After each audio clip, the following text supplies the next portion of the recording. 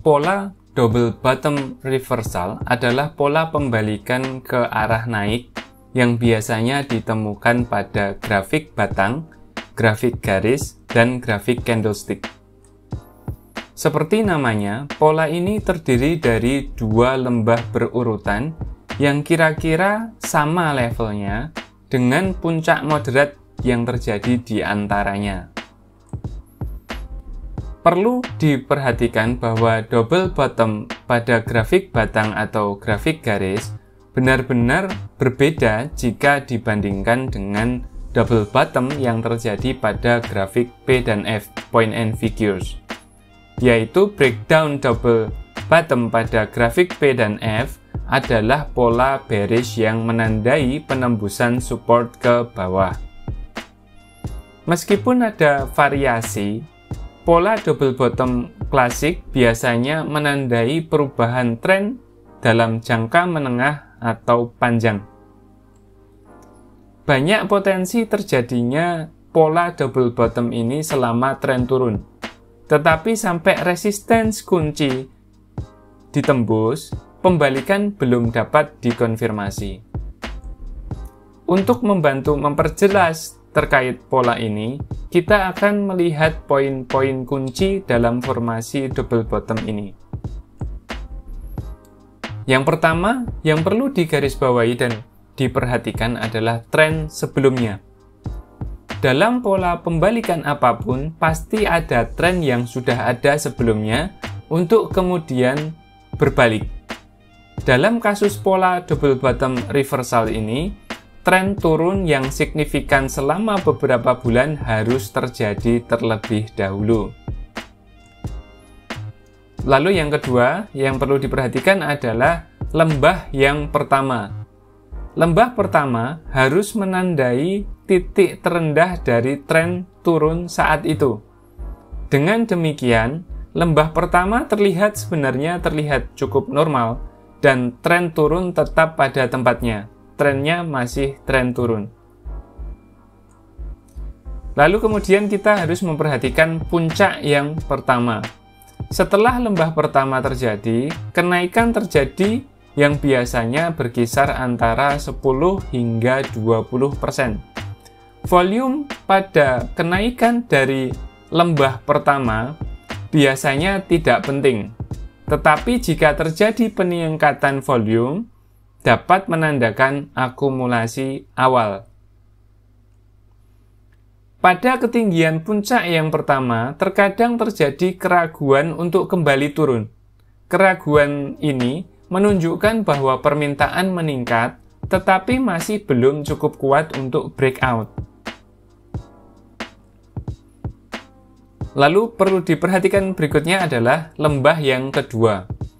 Penurunan dari reaksi atas terjadinya puncak yang pertama tadi biasanya terjadi dengan volume rendah dan menurun menuju ke area support pada level terendah sebelumnya.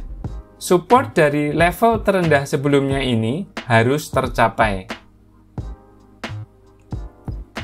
Ketika support terbangun dengan adanya penurunan ini, maka akan muncul kemungkinan terjadinya pola double bottom. Tapi itu masih perlu dikonfirmasi. Jangka waktu antara lembah dapat bervariasi dari beberapa minggu hingga beberapa bulan. Biasanya 1-3 bulan. Meskipun lembah yang tepat pada level yang sama itu lebih disukai, ada beberapa ruang untuk sedikit penyesuaian.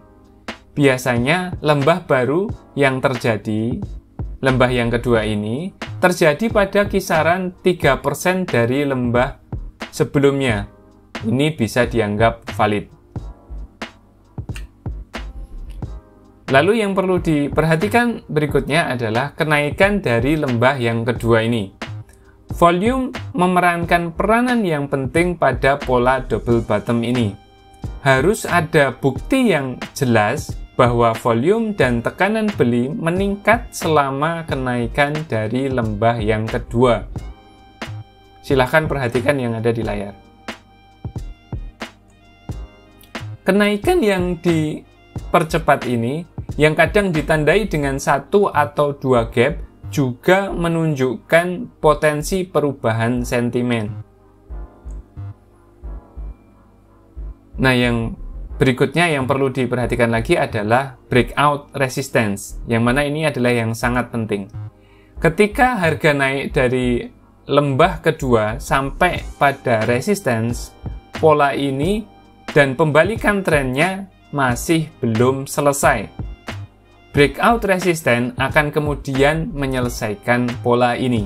Jadi harus ada breakout resistance terlebih dahulu untuk memastikan pola benar-benar terjadi. Seperti ketika terjadi kenaikan, breakout ini harus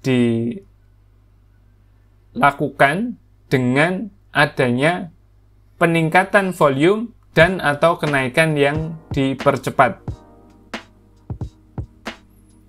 Resisten berubah jadi support. Ini adalah hal yang perlu diperhatikan berikutnya. Resisten yang ditembus kemudian menjadi support potensial, dan terkadang level support yang baru ini akan diuji kembali dengan koreksi yang pertama. Tes semacam ini dapat menawarkan kesempatan kedua untuk menutup posisi short atau jual, atau memulai posisi long atau beli. Lalu kemudian yang perlu diperhatikan berikutnya adalah target harganya. Jarak dari breakout resistance, level resistennya itu, ke nilai terendah pada lembah sebelumnya, ya, dari lembah ke resistance dapat digunakan untuk memperkirakan target harga. Ini menyiratkan bahwa semakin besar range harga pada pola ini, maka semakin besar pula potensi kenaikannya. Penting untuk diingat bahwa double bottom reversal ini adalah pola pembalikan jangka menengah hingga jangka panjang yang tidak akan terbentuk dalam beberapa hari saja. Dengan catatan ini time frame-nya daily. Meskipun pembentukan pola mungkin terjadi dalam beberapa minggu, lebih baik untuk memiliki setidaknya selisih 4 minggu antara dua posisi terendah pada lembah yang terjadi. Kesabaran seringkali bisa menjadi suatu kebijaksanaan dalam hal ini. Jadi tunggu dulu, sekali lagi, harus lebih dari 4 minggu. Biarkan pola ini berkembang dalam waktu, lalu cari petunjuk yang tepat. Kami ulangi, biarkan pola ini berkembang dalam beberapa waktu, lalu carilah petunjuk yang tepat. Kenaikan dari lembah pertama harus 10 hingga 20%. Lembah kedua harus membentuk nilai terendah dalam kisaran 3% dari harga terendah yang terbentuk sebelumnya, dan volume pada kenaikan berikutnya harus meningkat. Indikator volume seperti check-in money flow atau CMF, OBV, dan akumulasi distribusi dapat digunakan untuk mencari tanda-tanda tekanan beli sebagai dukungan atas indikator ini. Sama seperti pola double top, pada pola double bottom ini sangat penting untuk menunggu breakout. Pembentukan pola ini dianggap tidak selesai jika resistance yang terjadi belum ditembus.